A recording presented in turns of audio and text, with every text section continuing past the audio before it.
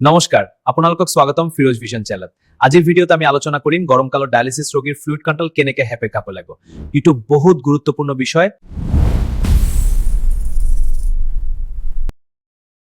প্ৰতিজন ডায়ালিসিস ৰোগীৰে নিজৰ এটা নিৰ্দিষ্ট ফ্লুইড লিমিট থাকে। সাধাৰণতে ইউৰিন আউটপুট আৰু ডাক্তৰৰ নিৰ্দেশনা অনুসৰি এই লিমিট নিৰ্ধাৰণ কৰা হয়। মনত ৰাখিব, কেৱল পানী নহয়, চাহ, চুপ, জেলাটিন, ৰস সকলোৱে মিলি আপোনাৰ দৈনিক ফ্লুইড ইনটেক বৃদ্ধি কৰে।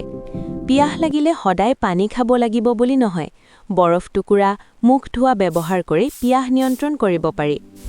অধিক লৱণ থকা খাদ্যই ৰক্তত সোডিয়াম বৃদ্ধি কৰে।